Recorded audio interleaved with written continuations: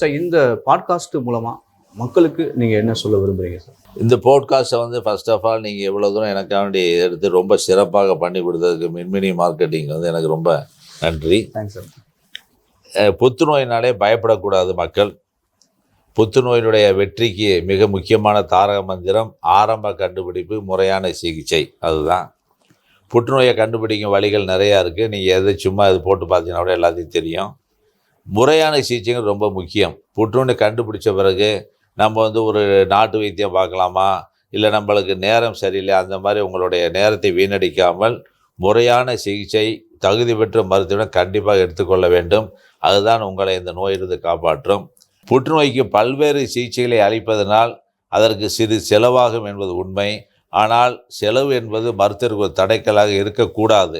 காரணம் என்னவென்றால் இன்றைய தினம் பல்வேறு காப்பீட்டு திட்டங்கள், பல்வேறு அரசு மருத்துவமனைகள், பல்வேறு தன்னார்வ தொண்டு நிறுவனங்கள் புற்றுநோய்களுக்கு உதவ காத்திருக்கின்றன.